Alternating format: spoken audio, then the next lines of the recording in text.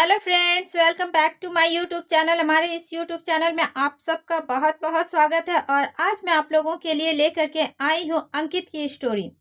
अंकित जो होता है वो अपने फैमिली के साथ पुणे से वापस आ रहा था और NH66 हाईवे पे वहाँ से वो यू टर्न ले लेता है। और टर्न लेने के बाद उसके गाड़ी के सामने एक लड़की रोती हुई आती है और वो कहती है कि अंकल प्लीज़ मेरी मदद कर दीजिए, मेरे मम्मी पापा जो हैं वो कार में फंसे हुए हैं, उनका एक्सीडेंट हो गया है।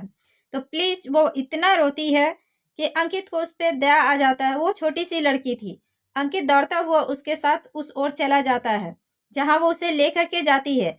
और अंकित देखता है कि वहां पे एक कार की बहुत ही बुरी तरीके से एक्सीडेंट हुई है। और जब वो अंदर झांक करके मदद करने के लिए दरवाज़ा खोलता है तो उसकी सांसें वहीं थम जाती है, क्योंकि वहाँ 2 नहीं 3 डेड बॉडीज़ थे। और तीसरा डेड बॉडीज़ उसी लड़की का था जो उसे हेल्प के लिए लेकर के गई थी। तो चलिए कहानी स्टार्ट करते हैं। अंकित अपने बेटे कुंदन और नैनी के साथ पुणे गया था अपने रिलेटिव में शादी एंजॉय करने के लिए। वो शादी में जाता है और वहाँ 4 दिन वो रुकता है। सारे फंक्शन अटेंड करने के बाद नैनी कहती है कि अब हमें घर चलना चाहिए अब हम सब चलिए, यहाँ कितने दिन तक हम रुकेंगे, हम लोग बहुत घूम लिए और बहुत एंजॉय भी कर लिए। तो वो तीनों घर वापस आने लगते हैं। जब वो घर वापस आ रहे होते हैं तो अंकित कहता है कि देखो, ये रास्ता जो है वो शॉर्ट है, इसी की नहीं, शॉर्ट वे हम नहीं लेंगे, हम लोग इसी हाईवे से जाएंगे, उधर जाने की ज़रूरत नहीं है। पर अंकित जो होता है वो नहीं मानता है। वो कहता है, वहाँ पे एक दुकान वाले थे, उनसे वो पूछता है कि क्या ये रास्ता सही है? तो वो कहते हैं कि हाँ, सही तो है, लेकिन शाम होने के बाद इधर से बहुत कम लोग ही गुजरते हैं और आप फैमिली वाले हो तो आप हाईवे से ही जाओ। लेकिन अंकित उनकी बातों को अनसुना कर देता है। वो कहता है कि नहीं, इधर से ही जाना ठीक है, चलो इधर से ही। तो वो उधर से ही चल देते हैं। जब वो जा रहे होते हैं तो थोड़ी दूर जाने के बाद नैनी को कुछ दिखता है। ऐसा लगता है कि कोई उसके कार के पास से ही जस्ट शीशे के सामने से कोई ऐसे पार हुआ। नैनी अंकित से कहती है कि अजीब बात है, हमारे शीशे के पास से कुछ इतनी स्पीड से गुजरा कि मैं देख नहीं पाई। तो अंकित कहते हैं कि तुम्हारा वहम होगा, ऐसा कुछ नहीं है और शाम होने वाली है, तो हो सकता है सूरज की रोशनी जो है वो टकराती होगी गाड़ी पे, तो तुम्हें ऐसा फीलिंग आया। नैनी कुछ नहीं कहती है, कहती है ठीक है। और वो कार में गाना लगा लेते हैं और सुनते हुए जा रहे होते हैं।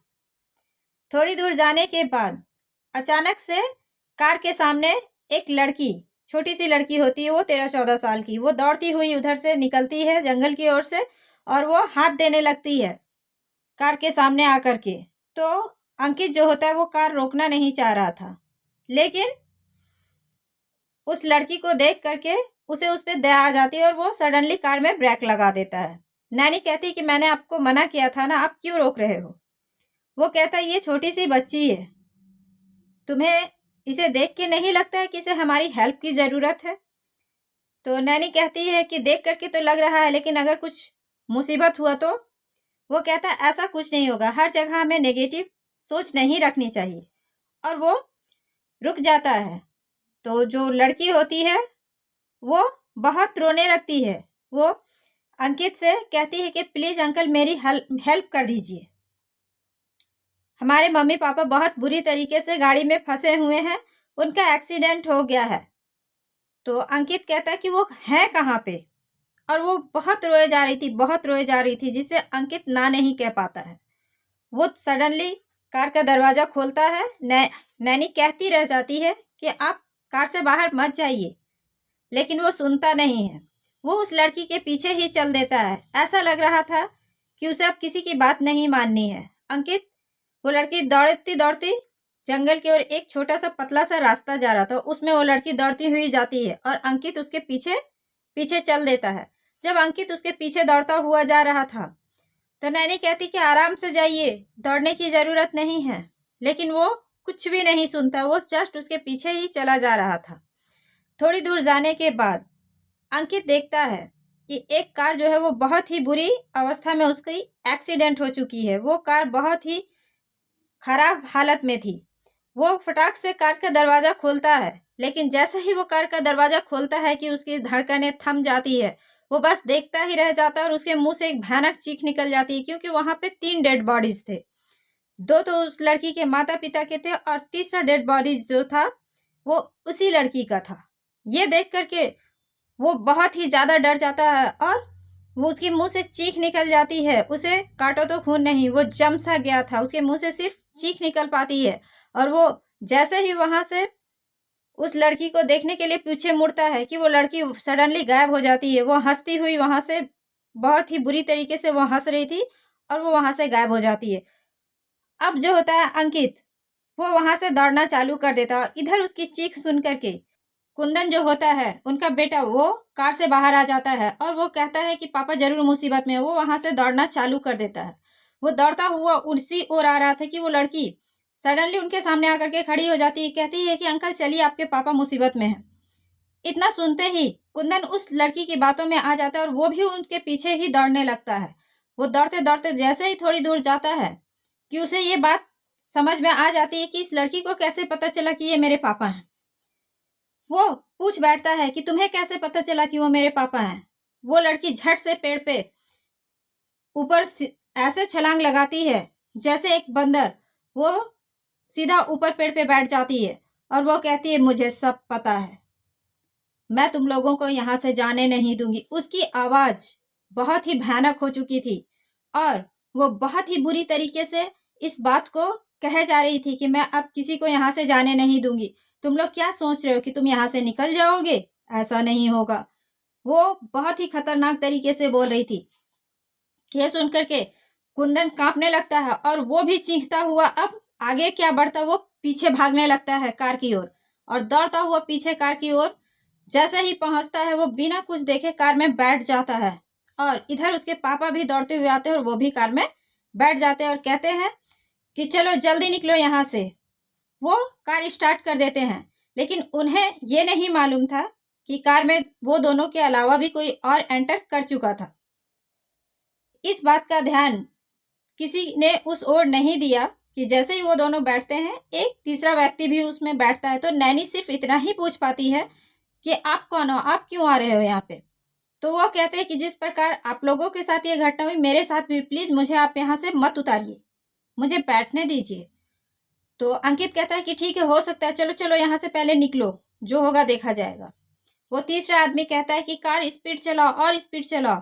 और वो स्पीड चलाते जाते हैं कि सडनली उन्हें लगता है कि कोई उनके कार के सामने आ गया और भ्राम से आवाज होती है और अंकित का ध्यान जो होता है वो भटक जाता है।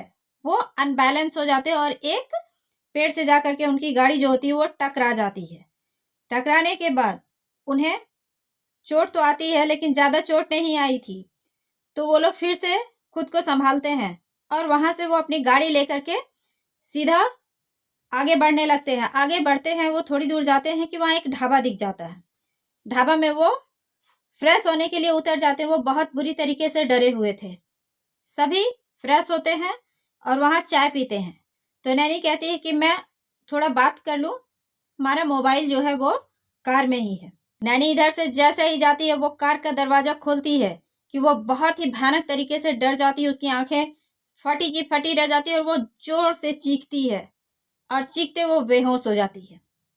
उधर से अंकित दौड़ता हुआ आता है, नैनी के फेस पे पानी मारता है, उसे उठाता है, पूछता है कि क्या बात है, क्या हुआ अब तुम्हें, तुमने ऐसा क्या देख लिया।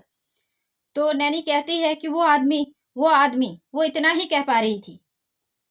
अंकित कहते हैं कि क्या बात है, कुछ तो बोलो। तो वो कहती है कि वो आदमी जो हमारे साथ था वो अभी बहुत ही बुरी तरीके से घायल था और यहीं पे लेटा हुआ था। मैंने जब वो आ रहा था वो ठीक था, लेकिन अभी जस्ट मैंने देखा, ऐसा लग रहा था कि उसका एक्सीडेंट हुआ है। वो बहुत पूरे फटे हाल में था और वो जस्ट यहीं पे लेटा हुआ था हमारे कार में। तो अंकित झांक के देखता है और कहता है यहाँ कोई नहीं है। वो कहती नहीं, मैंने देखा, वो हमारे साथ ही तो आया था। अंकित घबरा जाता है, कहता है कि कौन हमारे साथ आया था। नैनी कहती है कि आपने नहीं देखा, आप दोनों के अलावा वो भी तो बैठे थे, एक आदमी आकर के, जो आपसे कह रहे थे कार तेज चलाओ कार तेज, और आप चलाए जा रहे थे। तो अंकित कहते मैं ये तो सुन रहा था कि कार तेज चलाओ, लेकिन वो तो तुम कह रही थी ना। नैनी कहती कि नहीं, वो मैं नहीं कह रही थी, वो कह रहे थे। और ये बात जो थे वो ढाबा वाले सुन रहे थे। वो कहते हैं कि क्या बात है, आपके साथ कुछ गड़बड़ हुई क्या। वो लोग सारी बात ढाबे वाले को बताते हैं, तो वो कहते हैं कि हाँ, यहाँ अक्सर ऐसा होता है, आप लकी थे जो आप बच गए। यहाँ बच पाना बहुत मुश्किल होता है, यहाँ पे आए दिन ऐसे एक्सीडेंट होते हैं और लोग मर जाते हैं, और उनकी ही आत्मा लोगों को परेशान करती है। और यहाँ ये एरिया जो है वो बहुत ही पैरानॉर्मल गतिविधियों से भरा पड़ा है, जिसके कारण लोग यहाँ पे आते हैं, और जो वहाँ पे होते हैं भूत या छलावा, वो उन्हें अलग अलग रूप में दिखाई देते हैं, और लोग मर जाते हैं क्योंकि उनकी गाड़ी एक्सीडेंट हो जाती है। वो सडनली या तो सामने आ जाते हैं या उनसे हेल्प मांगते हैं, और किसी तरीके से भी वो उनकी गाड़ी को एक्सीडेंट करवा करके उनकी जान ले ही लेते हैं। लेकिन आप पे गॉड का बहुत बड़ा हाथ था जो आप बच गए। इतना सुनने के बाद वो तीनों एक दूसरे का मुंह देखने लगते हैं, और वो जो होते हैं चाय पानी पीने के बाद आधा घंटा वहाँ पे रुकते हैं। वो थोड़ा रिलीफ होते हैं, उसके बाद वहाँ से वो घर की ओर निकलते हैं।